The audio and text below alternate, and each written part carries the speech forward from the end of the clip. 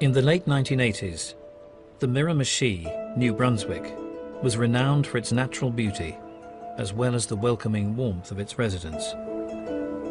Miramichi is mostly a rural area, very friendly area. Even when we get new police officers here, they comment their arms get worn out from having to wave so often because the people are so friendly. You know, it was just an ordinary community. It had its beautiful sights. It had the famous fishing rivers known all over the world. Very quiet little town. People didn't lock their doors, and most kids went outside to play. But in October 1989, this peaceful, child-friendly community was engulfed by fear. There is no trick-or-treating in Newcastle tonight because this Halloween is like no other. A masked killer had forced the residents off the streets. You can't go out at night by yourself. And I never used to be scared to be home by myself, and now I'm scared. The nighttime prowler had invaded people's homes and brutally ended the lives of 3 local women. At night, people wanted to protect their family. Gun sales went way up. Despite a huge manhunt, the killer had evaded capture for over 6 months. The mood and the atmosphere was something that I've never seen before. He had the whole Miramichi area in total fear.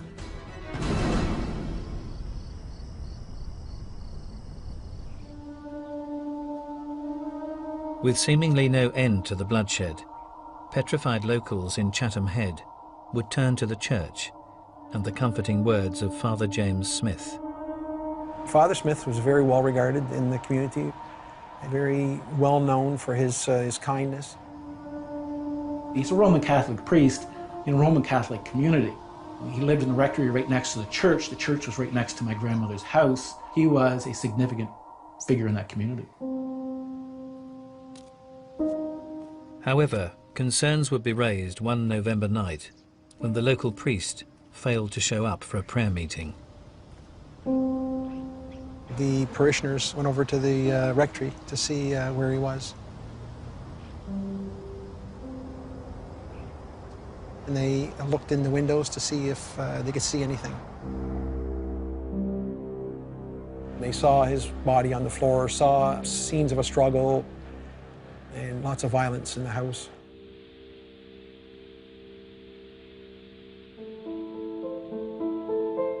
Officer Mason Johnson would be called to the scene. As he entered the rectory, the full extent of the attack was plain to see. I arrived at the scene, and he was lying there, and he was tortured. His neck was cut, his chest was cut, his jaw was broken.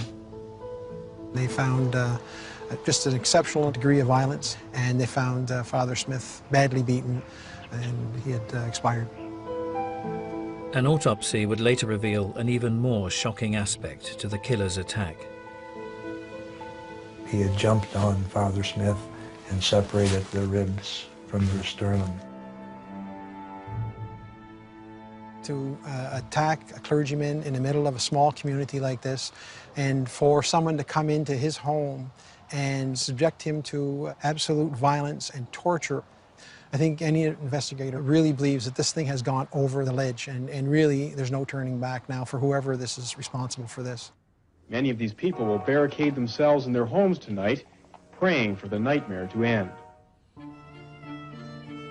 As police took on board the 4th murder to hit the Miramichi in just 6 months, the sadistic nature of the crimes left them in no doubt what they were dealing with. This person would have to be an animal. This person would have to be a person without any conscience. And one name stood out above all others: a 41-year-old prisoner on the run, local man Allan Legere. You mentioned Allan Legere, everybody in the Miramichi knew the name Allan Legere. He was violent, and sometimes it could be utterly unpredictable. It's fair to assume that if anything bad happened, Allan Legere was part of it, or people said he was part of it. And 3 years previously, the notorious Legere had been involved in a similarly brutal attack inflicted on elderly storekeepers John and Mary Glendenning. The culprits had gone into the home and beaten them as part of a robbery. This was a robbery, obviously, that had gone bad. Legere and his 2 accomplices had remained in the couple's home for a number of hours. Tragically, the brutal onslaught led to the death of John Glendenning, whilst his wife was left with horrific injuries. If you could have seen her face and the beating that she took, I've never seen a woman display as much courage. She went through a torture and a sexual assault. She was basically on her deathbed when she was brought to the hospital. Although 3 men had been implicated, 38-year-old Allan Legere was identified as the ringleader with 2 young accomplices. These young fellas weren't known for the violence that Legere was known for. It's not the kind of thing that 18 and 19-year-olds would do. Even if they were after money, it went beyond what any kind of like small-time criminal would be doing. Legere was seen as the instigator, the leader, probably the planner, an older criminal working with 2 younger criminals. Allan Legere was sentenced to life in prison. Once inside, he appeared to be willing to conform. Very quickly, Allan Legere became a model prisoner once he got inside prison. No muss, no fuss, no trouble. But despite his placid demeanor, Allan Legere was not intending to spend the rest of his days behind bars. He observed the place, but most of all, what he did was build a rapport with the guards. He was seeding the ground. He was looking for an opportunity where he could try to make a dash for it. In May 1989, Legere put his master plan into action. He took urine and he lay down and he put the urine in his left ear, and his ear would get infected. So he eventually had to see a specialist. Now, to see a specialist, he knows he has to leave the institution. Prison guards would accompany the notorious killer to a hospital in Moncton. He had it all planned. He had the antenna from his television snapped off, hidden inside a cavity in his body. He had a makeshift key. He had a jacket that he was carrying to hide where his handcuffs were. He was able to loosen his feet shackles and his handcuffs, but they did look like they were still on. When Legere arrived at the hospital, he created an opportunity to separate himself from the accompanying guards. He says, I've got to use the bathroom. He could convince them to let their guard down so that they would give him just that inch of leeway. Of course, when they get in the washroom, it was only 10 seconds to take his handcuffs off. Having freed himself, Legere then extracted the television antennae from his body. He came out of the washroom, waving the TV aerial at the 2 guards like it was a weapon. They don't have guns, all they've got is a bit of tear gas and a canister. And by the time they realize what's happening, he's headed out the door and they're trying to spray the back of his head with the tear gas. It was all planned. As Legere attempted to flee the scene, he hastily made his way through the hospital car park. The first car he came to belonged to outpatient Peggy Olive. Well, it all happened so quickly because he just opened the door and pushed me over. He said he was being held for murder, and the fact that he was holding something to my throat, and I thought, this is the end of my life. And everything sort of flashed through my mind. Despite the situation, he doesn't seem to be running on adrenaline. He's running at a very calm pace. That's not what a normal person would be able to do. With Legere at the wheel, Peggy would see more than one side to the convicted killer during her terrifying ordeal. He'd be a bad guy, like threatening, and then he'd try to be the nice guy. So his personalities were changing constantly. I felt he was capable of anything. Despite her concerns, the the carjacking would end without bloodshed. When he did let me go, he said, oh, and I won't harm your car either. There was a feeling, he just exuded evil. It was this terrifying feeling you had. Even now, I can recall how I felt. He gets her out of the vehicle, he takes the vehicle, he drives to a section of Moncton that he knows, he dumps the vehicle. Despite a heightened state of alert, the fugitive would vanish into thin air. As the manhunt continued, many, including Miramichi police officer Bob Bruce, were convinced he would not return to his homeland. We felt that he was so well known in this area that it would be almost like, why come back to someplace where I'm going to be arrested right away? The assumption was, what do small town hoods do when they escape from prison? They disappear. Little did we know that wasn't what was going to happen.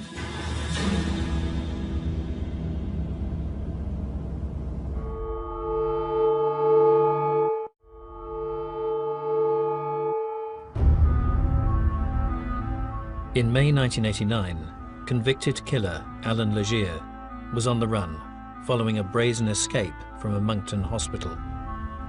Although his whereabouts were unknown, his homeland of the Miramichi had been subjected to a campaign of murder, fueling rumors that the fugitive may have returned to the area.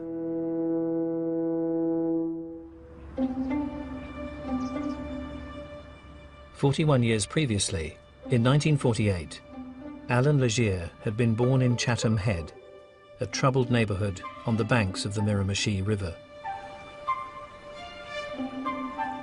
You didn't bike through there, walk through there. It was a rough area to go to.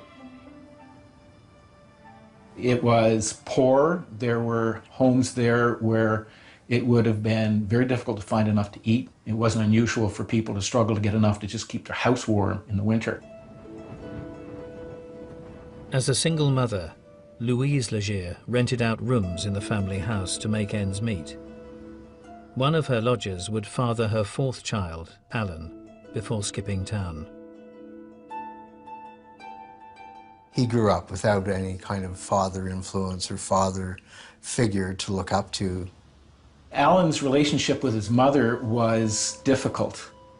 She was someone who wasn't terribly selective with her partners, and she would bring them into the home. And the walls probably weren't terribly well insulated. You'd be fully aware of the fact that she brought somebody into the house. I don't think that Legere was a big fan of what his mother was doing. It was not something that he was proud of. Adolescent boys need to see their mothers as asexual. It is very, very difficult for an adolescent boy to see their mother having sex, even with their father. But when an adolescent boy sees his mother in a very sexual way, it's enormously destabilizing in their psychosexual development. As Allan Legere progressed through his early childhood, signs of inappropriate behavior would start to surface. He had to share a bedroom with his sister. And one of his, I think, strongest influences in his early life was watching his sister dress and undress. He had these sexual urges from an early age and used to watch her undress.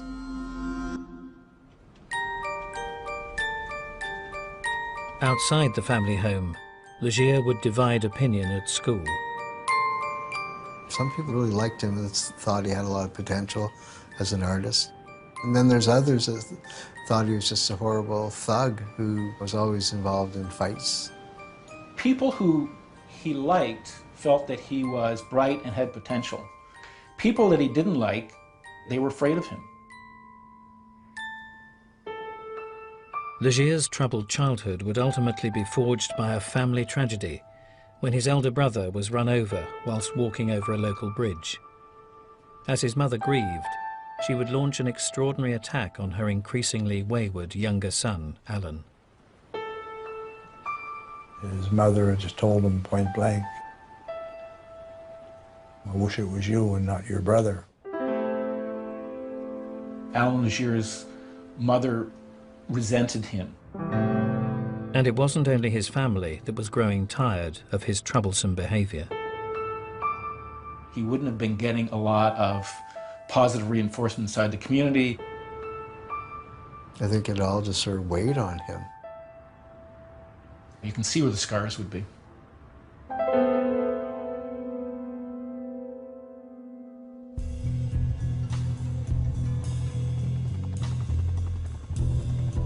"32 years later, in 1989, Allan Legere was a convicted killer on the run, having escaped custody during a hospital visit in Moncton. As he continued to evade capture, fears were growing that the fugitive may return home to the Miramichi, intent on revenge.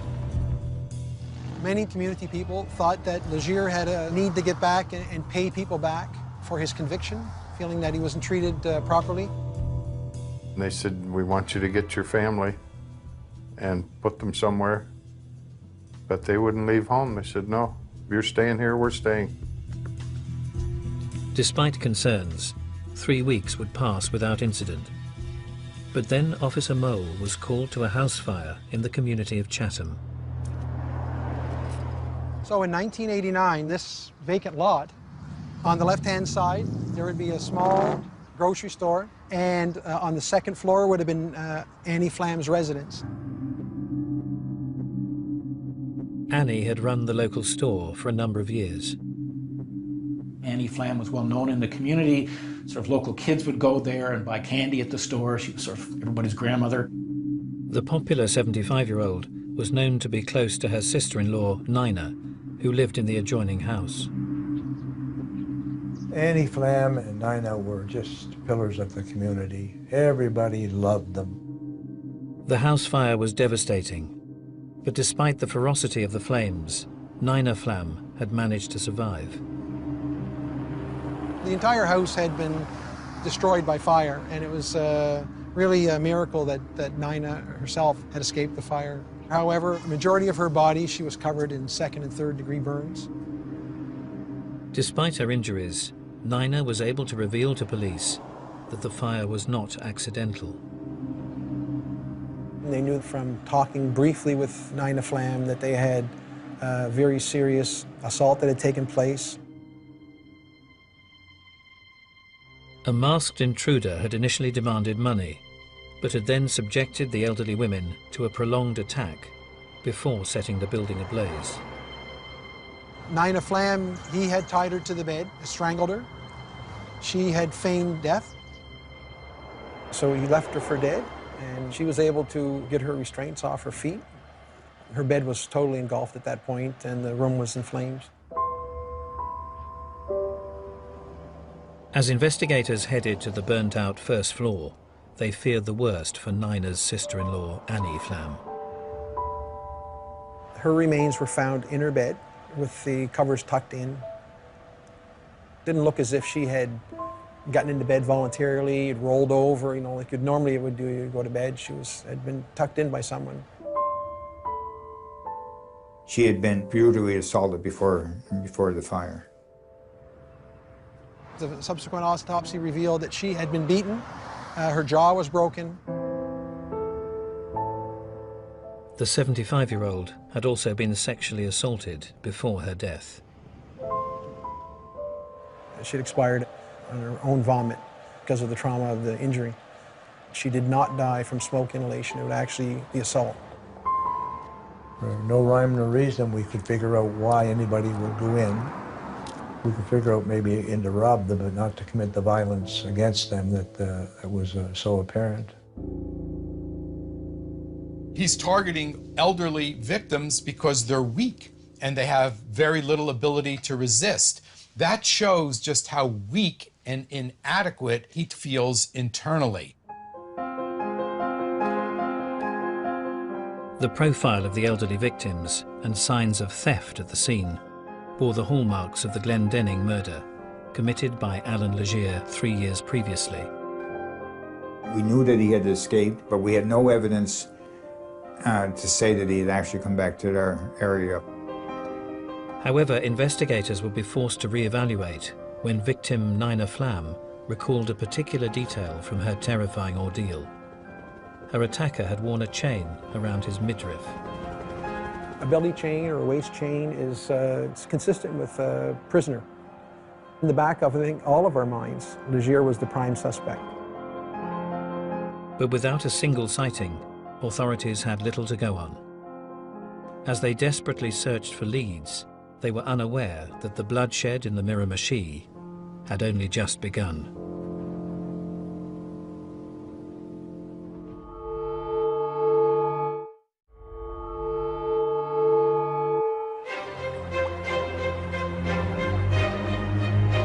In May 1989, the Miramichi suffered the brutal murder of 75-year-old storekeeper Annie Flam.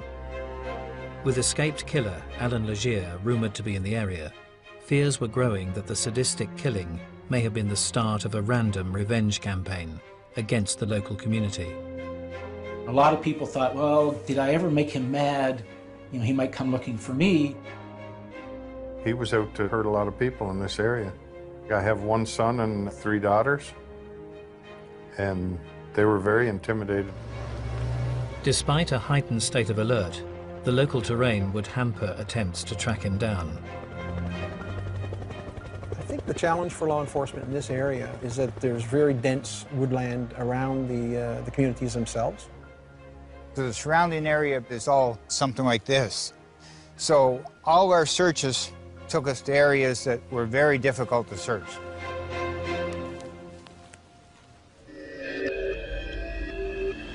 Although there were still no sightings of Legere, many believed the convicted killer was stalking the neighborhood under the cover of darkness. Part of the community sense of what Legere was that he was almost like the boogeyman. People had to be careful what they said because they never knew if he was listening or not. I could just feel Legere behind every bush. There's Legere, or just looking into the forest, you think, is he there somewhere watching like a specter, ghost? He's out there in the woods. It was along that time frame when we were also starting to get some prowler complaints. And one disturbed break-in offered up evidence that would be hard to ignore. Gentleman came home, saw someone running through his backyard. He chased him. However, he was able to escape. The next day, the owner of the home went out and found a pair of eyeglasses. We recovered them. They were prescription glasses, and they matched up to the same prescription glasses that Legere had been issued in prison.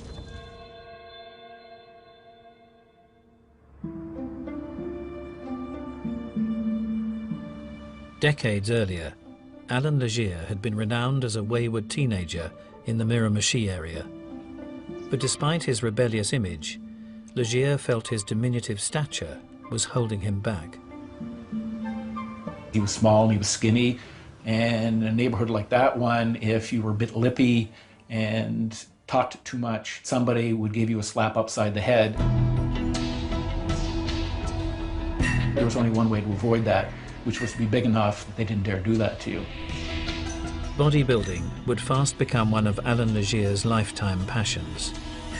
He went to the gym pretty well every day.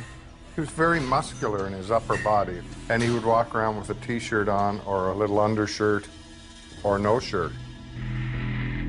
He had the particular way of walking, chest out, had that bodybuilder walk, and he made sure people knew who he was. He wants to demonstrate to others how powerful he is, but he also wants to demonstrate to himself that he's not the weak, inadequate, inferior person that he really knows internally that he is. Behind the scenes, Legere also took great pleasure in his own brand of petty crime. He prided himself of being able to go into a house or a trailer with the people at home and steal what he wanted. There were stories of people waking up and he was standing over them in the bed,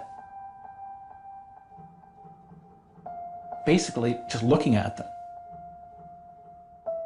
Those who didn't wake would soon find out Allan Legere had paid them a visit. He'd always leave something behind to let the homeowner know that he had been there.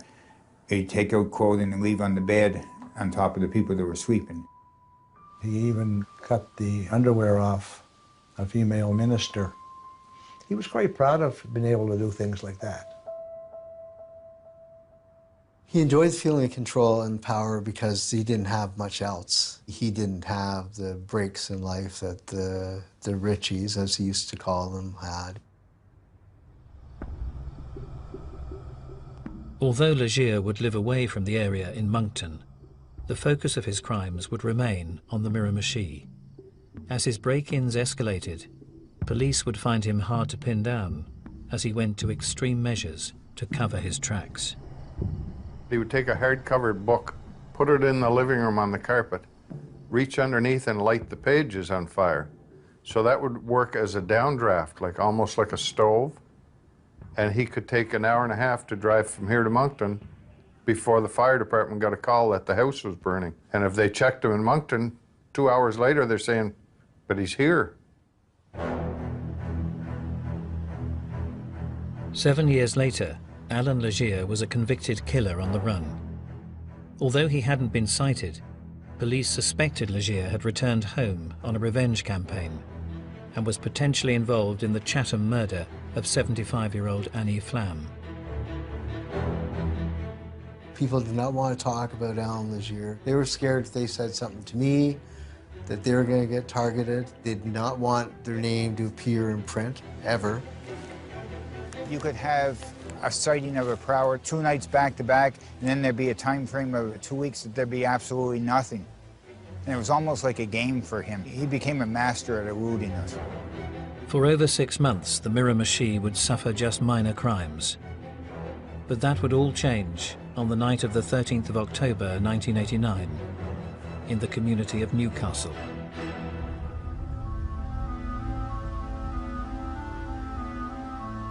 Someone was walking by and saw flames coming from the home of Linda and Donna Donnie. Linda, 41, and Donna, 45, were both popular members of their close-knit community. The Donnie sisters were an unmarried pair of sisters that lived in the former town of Newcastle. Having investigated the arson attack and brutal murder carried out at the Flam residence, Officer Mole would try to remain objective as he approached the scene. They notified us that they had had a fire, that there had been casualties. You didn't want to jump straight to the fact that this is another homicide case tied to the one in Chatham. However, when the investigator entered the building, the horrific scene that lay before him left little doubt that the twisted killer had struck again. I went inside. Just the degree of violence throughout the house was just incredible. And they find one body, and then they find another body, and then they look around and they see, there's blood everywhere. The fire, police say, was deliberately set to hide evidence of a grisly double murder. The attacker had gone into the house, had brutally beaten both of those girls, had sexually assaulted them, badly, badly beaten, broken bones. The cause of death was strangulation and blunt trauma caused by severe blows to their head. I saw both Donnie's sisters, photographs. Wow, scary that somebody could do that to someone. This is the man everyone is afraid of finding on the doorstep. You just wonder, how could somebody be so aggressive and brutal to other people, way beyond what is necessary to kill the person? He wants to destroy things. He wants to destroy people. If someone had a house or an attachment to the house, destroy it.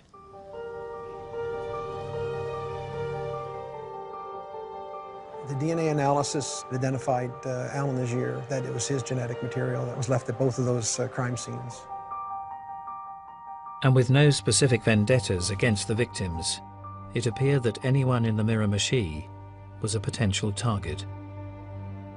It was that moment with that report, I think, that we began the descent into what would be full-scale panic. Allan Legere is to be considered one of the most dangerous and wanted criminals in Canada. Everyone knew that Allan Legere was out hunting after dark. They were scared of prowlers, so your normal streetlights, which are pretty well on every second corner, people were actually hiring streetlights in front of their home, behind their home, so that their home would be totally illuminated in the darkness. The lights got nicknamed Legere lights after Allan Legere. I used to put sticks in my windows, so you had to break glass to get in my house. A couple of times police officers showed up on my lawn with dogs, and they said the dog trailed them right to my back door. A massive manhunt would focus its search at night, but Legere's knowledge of the area made him an elusive adversary. These wooded areas were sort of like Allan Legere's playground. He was very familiar with them. This is the areas where he grew up in. We would come to a fence like this where we would have to climb over it. He always seemed to know where the holes were in the fence line so he could go through it. On a rare occasion, when Officer Bruce came close to capturing the fugitive, he discovered they were dealing with an armed assailant. It was one of the darkest nights I can ever remember working. It was pitch black, and we were actually at a run down these tracks. We must have got fairly close because we heard a gunshot and at the same time saw a muzzle flash. And we immediately dove off this track bed into the ditches on both sides to avoid being shot at. After the first shot was fired, it was just duck and continue running. The second one was duck and don't get back up because we could not see anything to hit, to even shoot at. It was like we were chasing the ghost. It was like he could see us somehow and we couldn't see him. As the killer disappeared into the night, many felt he was in complete control. I think there was a sense in the community that Allan Legere was rubbing his hands in glee, that he had us where he wanted us. As the search continued, those who had lived alongside Legere in his adult years would recall more than one side to the former Miramichi resident. He had a personality that seemed to draw people in. I've talked to many, many people over the years that met him and say, my God, was he ever nice. He helped with the dishes, and he was just the nicest guy in the world. He was a little bit dangerous, a little bit exciting. He married, he had kids. It looked like he was going to somehow find his way into sort of at least the lower middle class. And yet he couldn't seem to hold that together. He wanted to be perceived as someone strong and powerful and competent. And he tried to even convince himself of that. But his feelings of inferiority were just too overpowering for him. And so he constantly tried to compensate. Increasingly out of work, Allan Legere would look to make his mark in other ways. I think if you're a reasonably bright person who's stuck on the wrong side of the tracks and you're looking for a way to sort of right that wrong, if you become known as fearsome, that gives you the right to swagger into a room. And I think Allan Legere desperately wanted it, and he'd found an avenue that allowed him to become the person inside the community that he felt he always should have been. He definitely wanted the community to know who he was. He had very piercing eyes. And when he talked to you, he liked to get right up close, which would intimidate you into stepping back a step. He was unpredictable in a way that people didn't understand. And once he went off, there were no limits, there were no bounds. Legere's animosity would become increasingly extreme as he targeted other elements of the Miramichi community. He expressed his disdain for the Catholic Church, and then he would go on about the gold, the wealth of the Catholic Church, and then he would scare me. He would go in quoting verses, satanic verses. Oh, it chills up my back.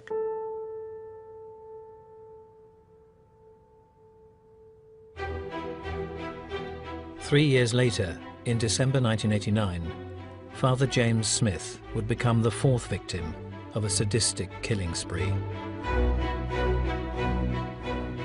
Having linked Legere to 3 of the murders, police were convinced the fugitive had perpetrated the latest crime. We were sure at this particular point that when the priest was killed, there was no doubt that Allan Legere was responsible. It just seemed like this was the ultimate crime to really punish the community for whatever reason. After the killing of Father Smith, there was a recognition that we were the hunting ground, that he was hunting us. And as before, Allan Legere had disappeared without trace and was free to kill again.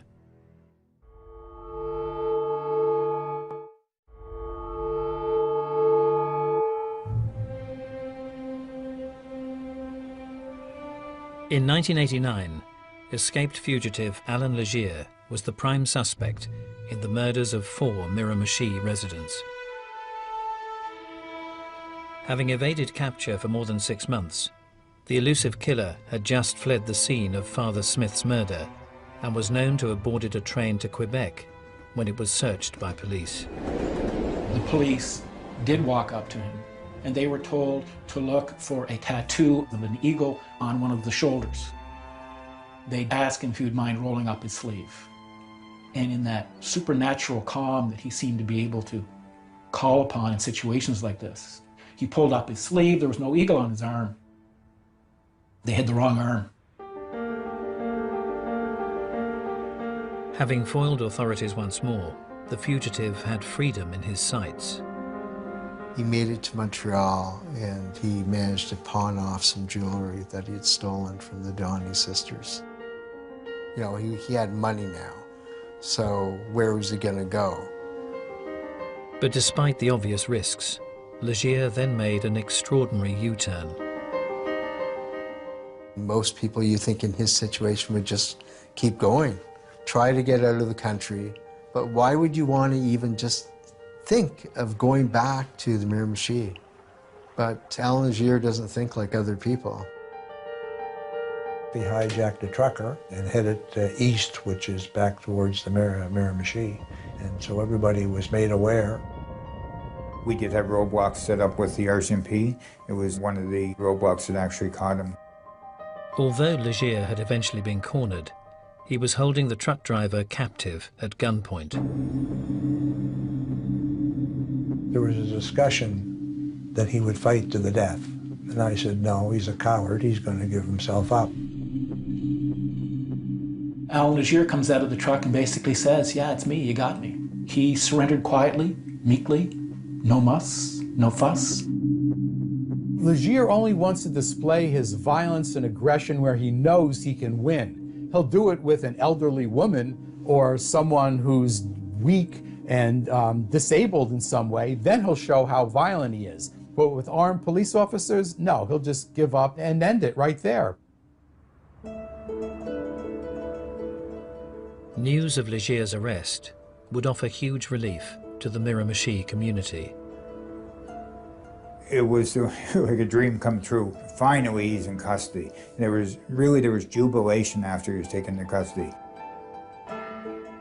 Partway through the day, I heard church bells ringing, and I realized that the church bells were ringing not because it was noon, but because Allan Legere had been captured.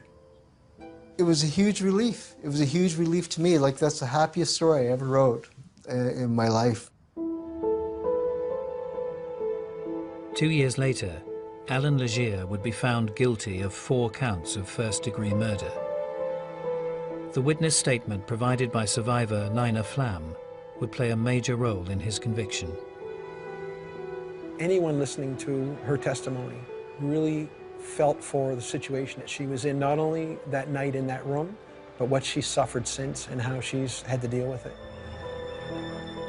As life finally returned to normal for the residents of the Miramichi, many were left wondering why one of their own had waged such a brutal war on their community. Mr. Legere always thought people were out to get him. Prosecutors, police officers, the average person, that's just the way he was. He lived a fairly disadvantaged life as a young person in the community, saw what other people had, and in committing these crimes, I think he saw it as an opportunity to kind of get even.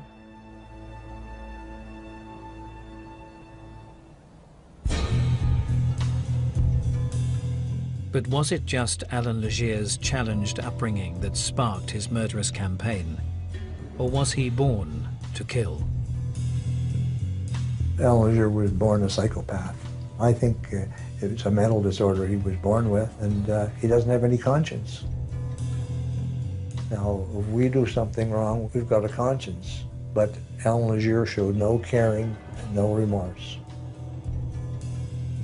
I wouldn't say he was necessarily a born killer, but he certainly had these predispositions, and they emerged. And he just felt so weak inside that he just was living his whole life to compensate for it and to let people think that he was something other than what he really is. Lots of people grow up with hard knocks in their lives, and people go through horrible things when they're young, but they don't go out and kill people. So he had to have it in him from birth to kill, because how else would you explain it?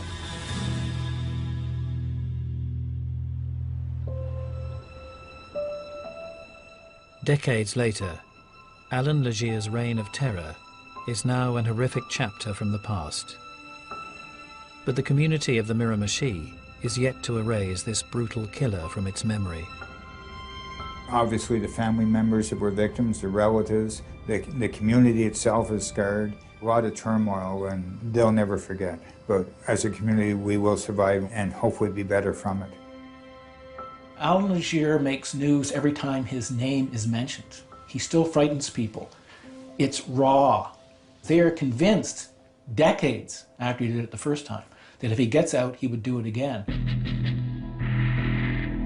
And those who knew him well are convinced that the convicted killer has only one thing on his mind. He called me from the pen. He wanted to speak to me. He wanted his television back. So I said, has that television been searched the way it should have been? Well, we think so. I said, well, you better search it again, because there's a reason he wants his TV back. So they looked into the TV again, and they found a couple more handcuff keys. He started then planning his next escape. I'm sure he's thinking about it right now. I'm sure he doesn't pass a minute of his day without thinking about getting back to that community and how he can do it.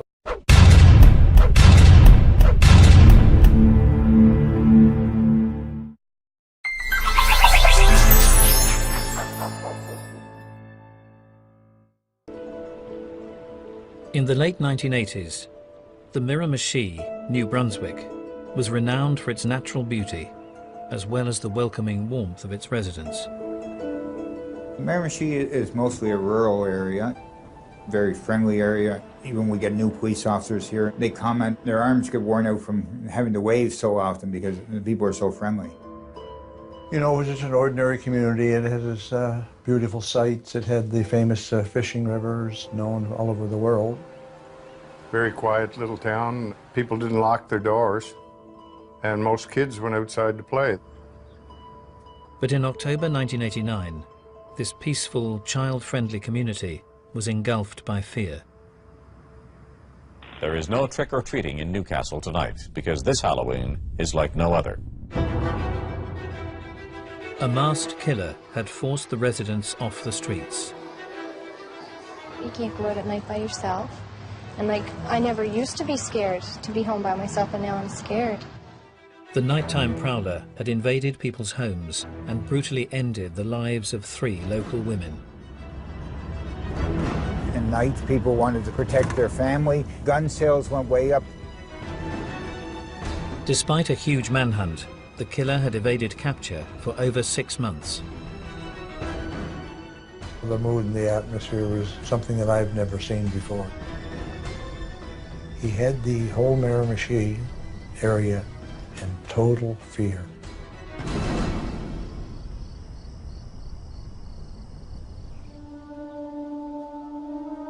With seemingly no end to the bloodshed, petrified locals in Chatham Head would turn to the church and the comforting words of Father James Smith.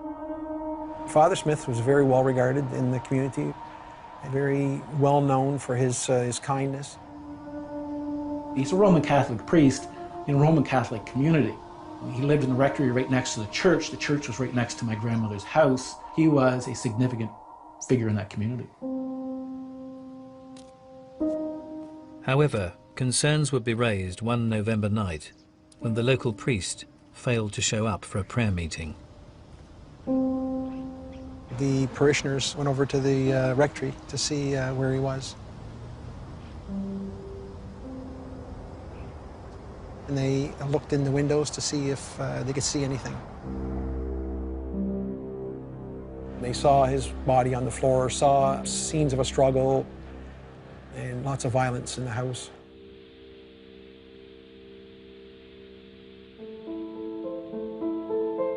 Officer Mason Johnson would be called to the scene. As he entered the rectory, the full extent of the attack was plain to see. I arrived at the scene, and he was lying there, and he was tortured. His neck was cut, his chest was cut, his jaw was broken. They found just an exceptional degree of violence, and they found Father Smith badly beaten, and he had expired.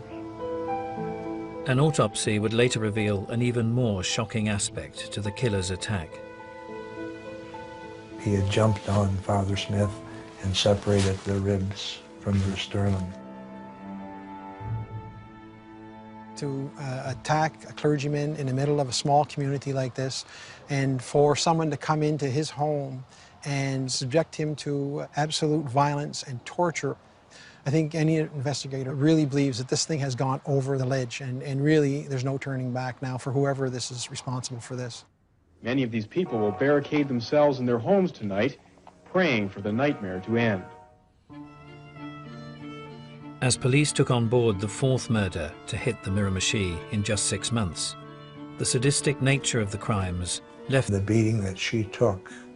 I've never seen a woman display as much courage. She went through a torture and a sexual assault. She was basically on her deathbed when she was brought to the hospital. Although 3 men had been implicated, 38-year-old Allan Legere was identified as the ringleader with 2 young accomplices. These young fellows weren't known for the violence that Legere was known for. It's not the kind of thing that 18 and 19-year-olds would do.